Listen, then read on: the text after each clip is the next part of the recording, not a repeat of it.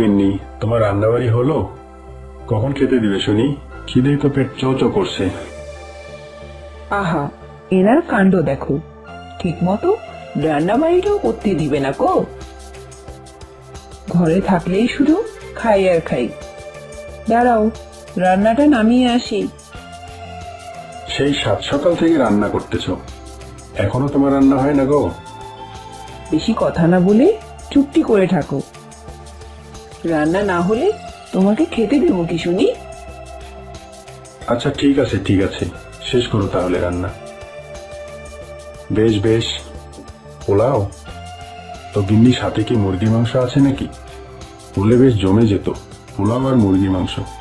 আহা আহা। হ্যাঁ, সাথে মুরগির মাংসও রান্না করেছি।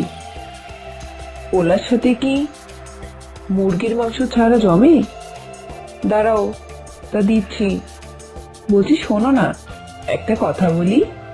কথা বলবে বলো, কিন্তু ফট করে আবার শাড়ি গয়নার কথা বলো না, বাজার ভারী মন্দা যাচ্ছে। আহা, কি কথা শুনে গা পিত্তে একটু জ্বলে আসে। আমি বুঝি শাড়ি গয়নার জন্য সারা জীবন হাপিত্তেশ করতেছি? আর কয়টার বা শাড়ি গয়না দিয়েছো আমাকে আজ পর্যন্ত? করো তো বিয়ের ঘটকালি, তা আবার শুনি বাজার মন্দা। তুমি গিন্নি কোনো কালে আমার কদর বুঝলে না। পটলা ঘটককে আস্তে আস্তে সব গ্রামের লোকেই চেনে। কম লোককে তো বিয়ে দিলাম না। পটলা ঘটক, রাজ জটক। শুধু নিজের বউটাকে মন মতো জুটাতে পারলে না গো। কি যে বলো গিন্নি, তুমি ছাড়া আমার জীবন অন্ধকার। তুমি আমার অন্ধের যষ্টি, চোখের মণি। থাক থাক, আদিককে তার করতে হবে না। বলছি শোনো না একটা কথা। আহা, তখন থেকে তো শুধু শোনো একটা কথা, শোনো একটা কথা, একটা কথা বলেই যাচ্ছ। কি কথা বলবে তো নাকি? বলছি, কতদিন মেয়ে জামাই আসেনি বলো তো? যাও না গো, ওদের দুজনকে নিয়ে আসো। একা যে আর ভালো লাগে না। কেন একা কেন? তোমার তো ওই সোনামণি গাই আছে, আদরের মিনি বিড়াল আছে, আর এই হলো আমি, বানের জলে ভেসে এসেছি নাকি? আমি বুঝি কেউ নই?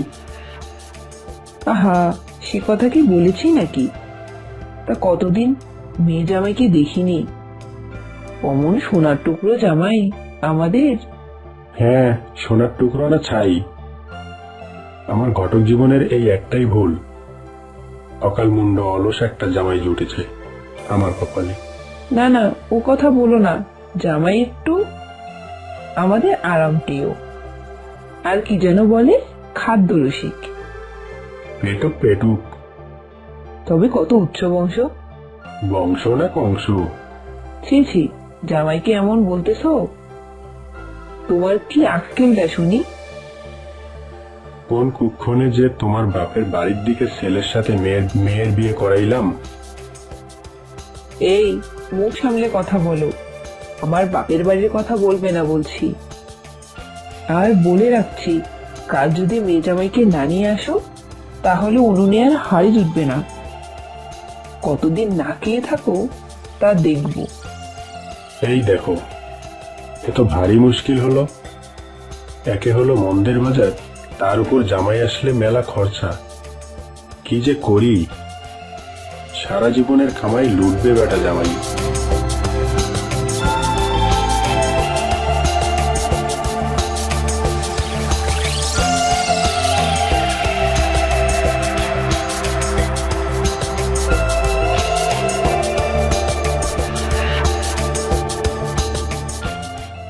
এসে গেছি মা, এসে গেছি। ওমা ঝুলু, এসে গিয়েছো বাবা। এসো, কতদিন পর এলে। চলো, ঘরে চলো। হাত মুখ ধুয়ে একটু খেয়ে নাও। দেখি, আয় মা, ভিতরে আয়। সে তো খাবোই, খাওয়ার জন্যই তো শ্বশুর বাড়ি এলাম।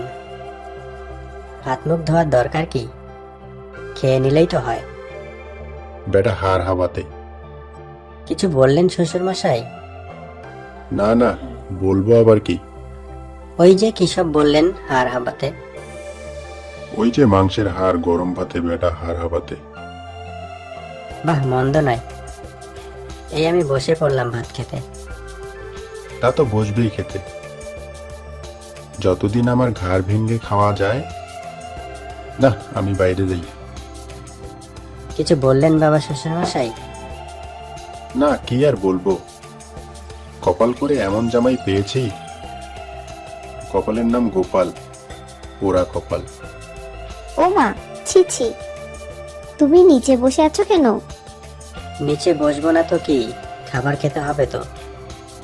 শ্বশুরবাড়ির খাওয়া, আহা আহা। কি লোভী পেটুকের মতো কথা বলতেছো তুমি? তুমি কি শুধু খাওয়ার জন্য আমাদের বাসায় এসেছো? এ মা, কি লজ্জা, কি লজ্জা! কি যে বলো ছাই, কিছুই বুঝি না। তা নিজের শ্বশুর বাড়িতে খাবো না তো কি তোমার শ্বশুর বাড়িতে খাবো? নিজের শ্বশুর বাড়িতে খেতে আপনার লজ্জা কি? বউয়ের শ্বশুর বাড়ি হলে না হয় কথা ছিল। তোমার কথার মাথা মুন্ড কি কিছু আছে? যাও যাও, আগে আগে পড়ো, মাকে প্রণাম করো, কুশল মঙ্গল জিজ্ঞাসা করো, তারপর তো খাবে নাকি? যাও, ওঠো ওঠো। এই যে বাবা জীবন, তোমার খাবার নিয়ে এসেছি। বেশি কিছু করতে পারিনি, একার হাতের। ও বাবা, এ তো কত রকম পদ, মাছ মাংস পোলাও, কিছুটি বাদ নেই। এটা কি এঁচড় বুঝি? হ্যাঁ বাবা, একটু চিংড়ি মাছ আর নারকেল কচি দিয়ে এঁচড় বানিয়েছি। খাও বাবা, খাও। এত কিছু রান্না কোথা থেকে শুরু করব বলেন তো? খাওয়ার কথা আর বলতে হবে না মা, দেখছো না কি শুরু করে দিয়েছে? আহা, তো বাবু থাম তো একটু। এতদিন পরে এসেছে, ভালো করে খাওয়া তো দেখি। আচ্ছা বাবা, তোমার যেখানে থেকে মন চায় তুমি সেখান থেকে শুরু করো। চমৎকার চমৎকার, এই না হলে শ্বশুর বাড়ির খাওয়া। আপনি চিন্তা করবেন না মা, আমি কিন্তু সবই খেয়ে নিব। বাপরে বাপ, খাওয়ার কি বহর! বাড়িতে তো কখনো দেখি না এভাবে খেতে। শ্বশুর বাড়ির খাওয়ার আনন্দটাই আলাদা। ঠিক আছে ঠিক আছে, এবার ওঠো তো। আরে দাঁড়া দাঁড়া, জামাই তো এখনো মিষ্টি মুখই হলো না। হ্যাঁ হ্যাঁ, শেষ পাতে তো একটু মিষ্টি না হলে চলে? দিন মা দিন, মিষ্টিটা দিন। ব্যাটার খাওয়া এখনো শেষ হয়নি, এসে বসলো কখন? বাড়ি যাবে কিনা কে জানে।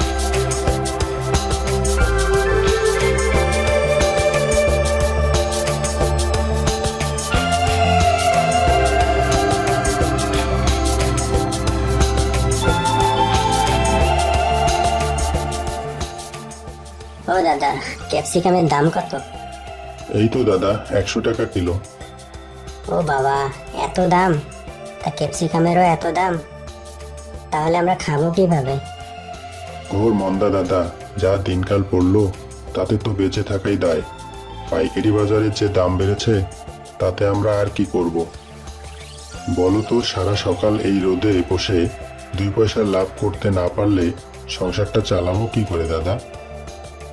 সে তো বুঝি রে ভাই, কিন্তু আর যে পারছি না। সবকিছুর দাম যে আকাশ ছোঁয়া, এদিকে রোজগারও তো তেমন বাড়াতে পারতেছি না। আচ্ছা নাও, তুমি কি নেবে? দাম না হয় একটু কম করেই নেব। এরপর আবার মাছের বাজারে যেতে হবে, মাছেরও দাম শুনতে গেলে হাতে ছেঁকা লাগে। তা ঠিক, ছেলেটা আবার মাছ ছাড়া খেতে চায় না। বেচা বিক্রি শেষ হলে প্রতিদিন একটু মাছ নিয়ে যাই। কিছু টমেটো আর বাঁধাকপি দিয়ে দাও। দাদা কিছু বেগুন দিয়ে দেই। আবার বেগুন দেবে? তাহলে তো অনেক দাম পড়ে যাবে। না না, আমার নিতে হবে না, তুমি অতটুকুই দাও। দাদা বেগুনের দাম কম রাখবো, সমস্যা নেই, আপনি নিতে পারেন। আচ্ছা ঠিক আছে, তাহলে অল্প করেই দাও। আহ, বেগুনটা তো জবরদস্ত হয়েছে, মুখে যেন লেগে আছে। আহ, কি সুন্দর রান্না। আর একটু দেবো তোমাকে? ইচ্ছে তো করতেছে, তবে আমাকে দিলে তো তোমার ভাগে কম পড়ে যাবে। খাবে কি দিয়ে শুনি?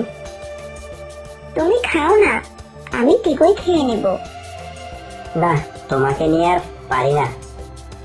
বেগুন চচ্চড়িটা ভালো হয়েছে দেখে তোমাকে বললাম, আর তুমি সেটা দিয়ে দিলে। নাও, তুমি আমার ছোট মাছ ভাজাটুকু তুলে নাও। আরে তুমি খাও, আমার ডাল সবজি সবই আছে। একটা কাঁচা লঙ্কা নিয়ে নিব, ব্যাস, আর কিছু লাগবে না। সত্যি গো, আর যে কুলোতে পারতেছি না। সবজি মাছ সবকিছুরই যে দাম। আজ মাছের বাজারে ঢুকে দাম শুনে মাথায় উড়ে গেল। হ্যাঁ গো, আগে এই সময় প্রচুর ইলিশ উঠতো। হ্যাঁ, ঠিক বলেছ। আর দলে দলে ইলিশ ধরা পড়লে অন্য মাছের দামও কমতো, তার সাথে শাকসবজিরও দাম কমতো। এবছর ইলিশ খুবই কম উঠেছে। কি আর করা যাবে, একটু বুঝে সুঝে খরচা করতে হবে। খরচা আর কত কমাবো বলো তো? সকাল সেই কবে ছেড়ে দিয়েছি, এখন শুধু দুবেলা দুমুঠো ভাত জোটানো। আমি ভাবছি আমাদের বনি সবাইকে পড়াবো। বিয়ের আগে তো কটা বাচ্চাকে পড়াতাম। এখানে কে দেবে বাচ্চাকে তোমার কাছে পড়াতে? বড়লোক যারা, তারা তো তাদের বাচ্চাকে বড় জায়গায় পড়াবে, আর গরিব যারা, তারা তো পয়সা দিবে না। একবার সব বনি ছেলে মেয়েকে বলেই দেখি না। আমাদের মেয়ে খেয়েছে? হ্যাঁ, আমি সবার আগে ওকে খেতে দিয়ে এসেছি।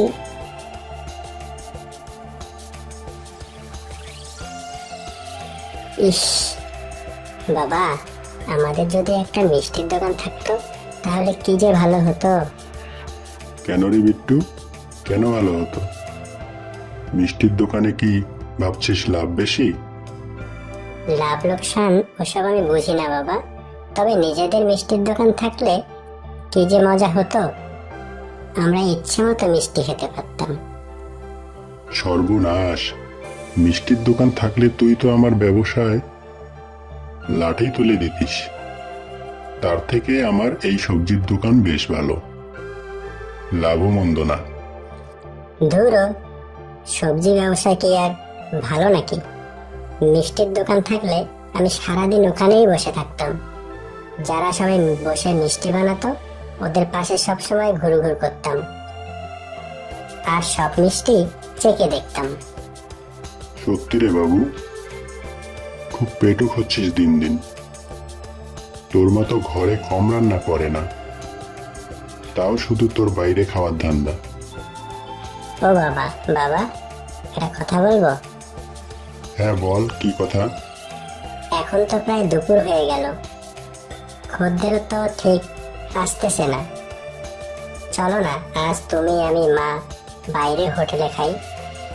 বটতলাতে একটা নতুন হোটেল খুলেছে। ও মা, বাড়ি থাকতে হোটেলে খাবি কোন দুঃখে শুনি? যাদের বাড়িতে রান্নার ব্যবস্থা নেই তারা হোটেলে খায়। না বাবা, আমাদের স্কুলের ফুলি ভুলি ওরা বলেছে ওরা সবাই মিলে একদিন হোটেলে ভাত খেয়েছে, সাথে ইলিশ মাছ, আরো কত কি। চলো না বাবা, আমরাও একদিন হোটেলে যাই, কখনো যাইনি তো। এই খবরদার, স্কুলে গিয়ে ওদের সাথে মিশবি না। ছি ছি, ভদ্রবাড়ির ছেলে মেয়েরা কি বাইরে গিয়ে খায়? সব বাজে খাবার। না বাবা, ফুলি ভুলি বলেছে হোটেলে সব বড় বড় লোকেরা খায়। আমাদের গ্রামের বাঘ মামা, সেও তো হোটেলে খেতে গিয়েছিল, আরো কয়েকজন গিয়েছিল। বাবা চলো না, আমরাও যাই। দেখ বাবা, এত বায়না করিস না। তোর বাবার হাতে এত টাকা পয়সা নেই যে আমরা হোটেলে খাবো। চল, আজকে তোর পছন্দ মতো ছোট মাছ নিয়ে যাব, তৃপ্তি করে খাস। তোর মায়ের হাতে রান্না তো অসাধারণ। তোর মাকে বলবো অনেক সুন্দর করে রান্না করতে। তোর তো পছন্দ ছোট মাছ। না বাবা, আমি হোটেলে খাবো, তুমি আমাকে হোটেলে নিয়ে যাও। বাবা, তুই এখন বড় হচ্ছিস, তোকে তো এসব বুঝতে হবে। তোর বাবার হাতে একটু টান পড়েছে, যখন হাত ঠিক হবে তখন তোকে বড় হোটেলে নিয়ে যাব খেতে। ঠিক আছে, তুমি সত্যি বলতেছো তো? পরে তুমি আমাকে বড় হোটেলে নিয়ে যাবে? হ্যাঁ বাবা, আমি যখন বলছি তখন নিয়ে যাব। ও বাবা, মাকে নিয়ে যাবে না? মাকে না নিয়ে গেলে কিন্তু আমি যাব না। আরে বোকা ছেলে, তোর মাকেও নিয়ে যাব। তোর মা, আমি, তুই তিনজনে মিলে গিয়ে খাবো। মাকে গিয়ে বলবো। আচ্ছা বলিস, সমস্যা নেই, কিন্তু তোর মা যে রাজি হবে না। আমার মনে হয় না যে রাজি হবে। ও আমি দেখে নেব বাবা, তুমি ভেবো না। ঠিক আছে, চল এবার বাড়ি যাই। আচ্ছা বাবা, চলো।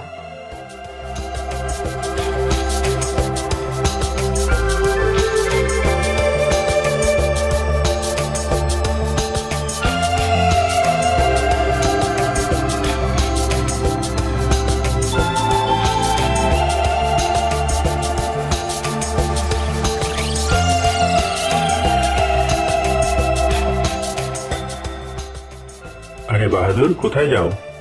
ও পল্টু ঘটক, এই তো আমি বাসার দিকে যাচ্ছি। ও, তা খবর কি তোমার? আমার খবর তো ভালো নেই। কেন বাহাদুর, কি হলো আবার তোমার? আর বলো না, মেয়েটার বিয়ে দিতে চাচ্ছি, কিন্তু কোনো মতেই বর খুঁজে পাচ্ছি না। আরে তুমি আগে বলবা না? আমি পল্টু ঘটক, ছেলে হোক মেয়ে হোক, কালো হোক ফর্সা হোক, শুধু একটা ফটো, লাল বেনারসি কেন ফেলে? বিয়ের গ্যারান্টি মাত্র 7 দিনে। আর কি বলি পল্টু ঘটক, কত সম্বন্ধ যে আসে, কিন্তু কেউ পছন্দ করে না। আরে বাহাদুর, কথা কম কাজ বেশি।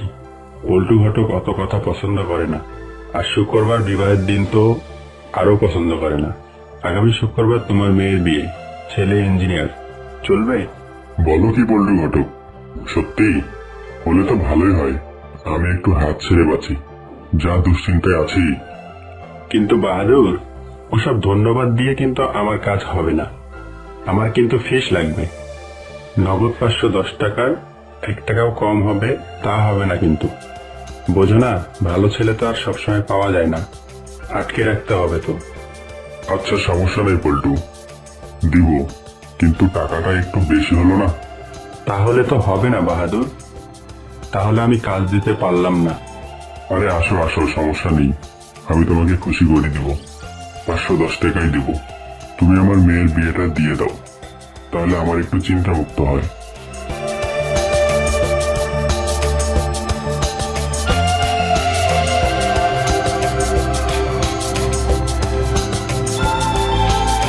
শুনছো গিন্নি, আজকে পোল্ট্রির জন্য একটা সম্বন্ধের কথা বলে আসলাম। মনে হচ্ছে এবার বিয়েটা হয়েই যাবে। সেটা হলে তো ভালোই হয়। কতদিন ধরে আমরা পোল্ট্রির জন্য ভালো সম্বন্ধ খুঁজতেছি বলো। অবশেষে যদি পাওয়া যায় তাহলে তো আরো ভালো। হ্যাঁ গো গিন্নি, শুনলাম ছেলে নাকি ইঞ্জিনিয়ার। এত ভালো ঘর যদি কপালে জোটে, মন্দ হবে না বলো। কি যে বলো তুমি, মন্দ হবে মানে? এত উত্তম প্রস্তাব তা তোমাকে কে দিল? আরে ওই যে পল্টু ঘটক, ওর সাথে রাস্তায় দেখা। ওকে বললাম, ও বলল ওর হাতে নাকি ভালো সম্বন্ধ আছে। সামনে শুক্রবারে নাকি আমাদের মেয়ের বিয়ে দিয়ে দিবে। শোনো গিন্নি, মেয়েকে একটু ভালো করে রান্না বান্না শেখাও, যাতে কোনো কিছুতে কম না হয়ে যায়। তুমি চিন্তা করো না গো, আমি আছি তো, আমি সব দেখে নেব। পল্টু ঘটক বকশিস হিসাবে 510 টাকা চেয়েছে। কি গো, এত টাকা আমরা কোথায় পাবো? আরে চিন্তা করো না গো, আমাদের তো একটাই মেয়ে। ঠিক আছে তাহলে আমরা বিয়ের আয়োজন করি। হ্যাঁ, সেই বরঞ্চ ভালো হয়।